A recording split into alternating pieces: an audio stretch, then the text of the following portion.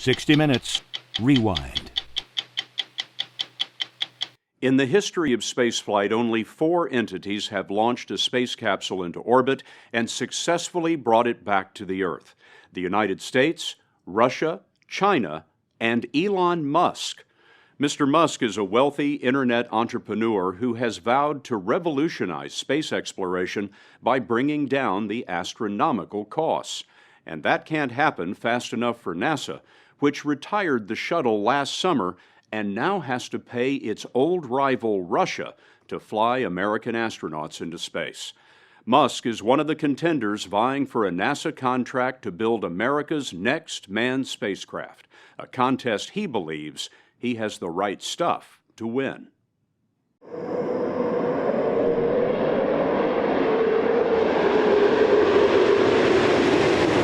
When the final shuttle mission ended last July, for the first time in 3 decades, the United States had no way to launch astronauts into space.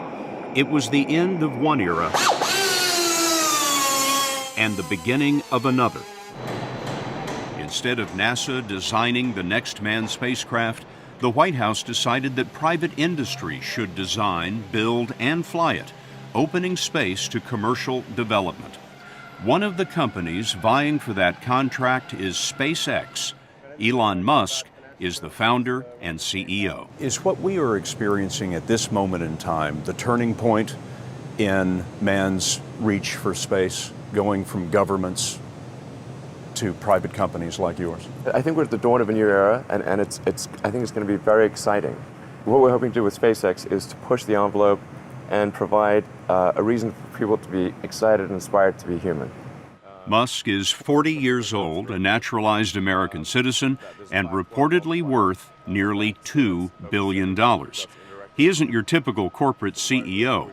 As a teenager, he wrote computer games in his native South Africa before immigrating to the U.S. and to Silicon Valley, where he was one of the most successful internet entrepreneurs, the co-founder of PayPal. Ladies and gentlemen, Mr. Elon Musk! Despite a chorus of skeptics, Musk built a car company called Tesla that turns out 5,000 high-end all-electric cars a year. Another Musk company sells solar power systems. But his lifelong passion is space. And when eBay bought PayPal in 2002, Musk started looking for ways to launch his new fortune into orbit. I went to Russia to look at buying a refurbished ICBM, which is a very trippy experience. It was very bizarre. And when I tell people that, they're like, what? Musk made 3 trips to Russia trying to buy an intercontinental ballistic missile called the Dnieper. His plan was bizarre: put a greenhouse on the rocket, land it on Mars, and beam back the pictures. It'll get people really excited, and that would recharge human space exploration. That was my original idea. You just wanted to get people interested in space again? Yes, yes. Capture the imagination? Yes, that was the idea. Turns out the Dnieper was so expensive his idea never flew. So Musk decided that the only way to get an affordable rocket was to build it himself. And he started SpaceX. The odds of me coming into the rocket business, not knowing anything about rockets, not having ever built anything, I would have to be insane if I thought the odds were in my favor. Why even begin? When something is important enough, you do it even if the odds are not in your favor. How much of your personal fortune have you poured into this? $100 million. $100 million into something that you did not believe would work at the beginning? Yes. Musk truly believes that low-cost space exploration is essential to the survival of mankind. I think it's important that humanity become a multi-planet species. I think most people would agree that a future where we're a spacefaring civilization is inspiring and exciting compared with one where we are forever confined to Earth until some eventual extinction event. That's really why I started SpaceX. SpaceX is housed in a sprawling factory near Los Angeles where fuselages for Boeing 747s used to be built. From its beginning 10 years ago, its goal has been revolutionary change in rocket and spacecraft manufacturing. Now, tell me, what's that big piece right up there? That's the second stage of a Falcon 9 rocket. Instead of multiple companies building parts all across the country, SpaceX builds most of its rockets and spacecraft in-house, based on Musk's belief that it's more efficient and lowers costs. 1,400 engineers and skilled technicians work here, building engines, rockets, space capsules, creating mostly from scratch the thousands of components that are the guts of a rocket. So what that means is raw metal comes in, and then we build the engines, the airframe, the electronics, and we integrate all of that together. And that's all done more or less under one roof. Metal comes in one end of this factory. Yeah. Spaceships come out the other. Yes. Final assembly takes place at the Cape Canaveral launch pad. If the margin's there and we don't then have margin to the fourth power, then it's fine. Musk has college degrees in business and physics, but SpaceX is his first venture in aerospace. He bills himself as chief designer and chief technology officer. How did you get the expertise to be the chief technology officer of a rocket ship company? I do have a physics background. That's helpful as a foundation. And then I read a lot of books and talked to a lot of smart people. You're self-taught? Yeah. Well, self-taught, yes, meaning I don't have an aerospace degree. So how did you go about acquiring the knowledge? Well, like I said, I read a lot of books, talked to a lot of people, and have a great team. His team is a mixture. There are newcomers, mostly 30-something engineers, some of them straight out of college, and then there are the skilled technicians and aerospace veterans. Former NASA astronaut Garrett Reisman spent 3 months aboard the space station and flew on one of the final shuttle missions. He was brought in to help oversee the company's manned space work. You know, I'm curious. You have so much background in engineering. You could have easily gotten a job at Boeing or at Lockheed, but you came here. If you had a chance to go back in time and work with Howard Hughes when he was creating TWA, if you had a chance to be there at that moment when it was the dawn of a brand new era, wouldn't you want to do that? I mean, that's why I'm here. And that's why most of the engineers we met are here. Building spaceships is the chance of a lifetime. If you reach the point of having a successful manned flight, what will you have proven? We're not doing it to prove anything. We know it can be done. We're just trying to do it a little bit differently, a little bit faster, and to push the fence a little bit farther out. And then we can all go. I mean, I want to go into space. I assume most people here do as well. How many want to ride? Okay. Everybody wants to go. I'm not so sure. First stage engine sequence initiated. 3, 2, 1. 4 years after starting, SpaceX rolled out its first rocket, an unmanned booster called the Falcon 1. Falcon has cleared the tower. But the first 3 test flights failed to reach orbit. We are hearing from the Launch Control Center that there has been an anomaly on the vehicle. When you had that third failure in a row, did you think, I need to pack this in? Never. Why not? I don't ever give up. I mean, I'd have to be dead or completely incapacitated. It turned out that the third failure was caused by a 2-second glitch in the timing. 8 weeks later, Musk bet the company on another flight. We have liftoff. And this time around, everything worked. Perfect. If that fourth launch hadn't worked, that would have been it. We would have not had the resources to mount a fifth. You couldn't have gone out at that point. Yes, death would have been, I think, inevitable because we did not have the resources to mount a fifth launch. This is a tricky business. It's tricky. I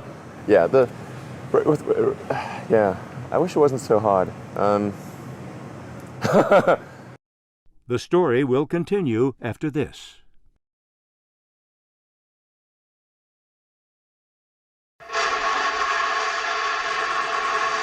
In 2010, SpaceX tested a larger, more powerful 9-engine rocket called the Falcon 9 and an unmanned cargo capsule known as Dragon.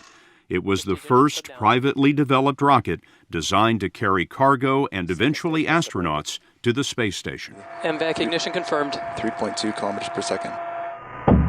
In its first test flight, the Dragon capsule performed flawlessly, orbiting the Earth twice before splashdown in the Pacific, the first time a private company had launched and recovered its own spacecraft. And this is a historic spacecraft. Yeah, it is, yeah. We came across the Dragon capsule while Musk was showing us around. You know what I noticed about your cargo ship is that it has windows. Yeah, absolutely. The windows are there in case there's an astronaut on board who wants to look out. But people don't put windows in cargo ships. That's right, exactly.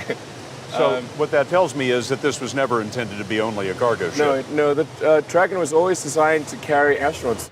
Musk says a manned version of the Dragon capsule will be safer than the space shuttle and a lot cheaper.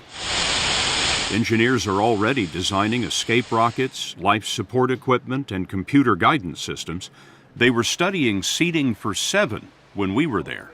Do you believe that your rocket will be the next American rocket to take an astronaut into space?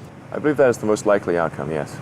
That sort of confidence has not exactly endeared him to the space establishment or to his competitors. There are people who've been in the rocketry business for decades who say about you that you don't know what you don't know. Well, I suppose that's true of anyone. How can anyone know what they don't know? But when critics say you can't do this, your answer to them is, we've done it. He's done it in partnership with NASA, which has given SpaceX technical advice and a contract worth up to $1.6 billion, mostly for 12 cargo flights to the space station. But SpaceX's lack of experience bothers some NASA legends like Apollo astronauts Neil Armstrong and Gene Cernan. They've testified to Congress that the Obama administration's drive to commercialize space could compromise safety and eventually cost the taxpayers. Now is the time to overrule this administration's pledge to mediocrity. You know, there are American heroes who don't like this idea. Neil Armstrong, Gene Cernan have both testified against commercial spaceflight in the way that you're developing it, and I wonder what you think of that. I was very sad to see that because those guys are, those guys are heroes of mine, so it's really tough. I wish they would come and visit and see the hardware that we're doing here. And I think that would change their mind. They inspired you to do this, didn't they? Yes. And to see them casting stones in your direction. It's difficult. Did you expect them to cheer you on? So they're hoping they would. What are you trying to prove to them? What I'm trying to do is to make a significant difference in spaceflight and help make spaceflight accessible to almost anyone. And I would hope for as much support in that direction as we can receive. President Obama made his support clear when he visited SpaceX's launch site just before Falcon 9's first test flight. As this animation shows, Elon Musk's next flight will be far more ambitious, carrying cargo all the way to the space station. It was scheduled to fly in February, but it's taken longer than expected to perfect the flight software. The flight will be a complicated rendezvous with a space station that is moving 17,000 miles an hour, 240 miles above the Earth. Okay, so it looks like our burn performance is nominal. In the SpaceX Mission Control, flight simulations are continuing, and if all goes well, SpaceX will begin routine space station cargo deliveries later this year. But the big prize is winning the NASA contract to build America's next manned spacecraft, and Elon Musk is facing stiff competition. I'm probably not the guy that most people would bet on. Who wins? It's like a little kid fighting a bunch of sumo wrestlers. Usually the sumo wrestlers win. We're a little scrappy company. Every now and again, a little scrappy company wins. And I think this will be one of those times.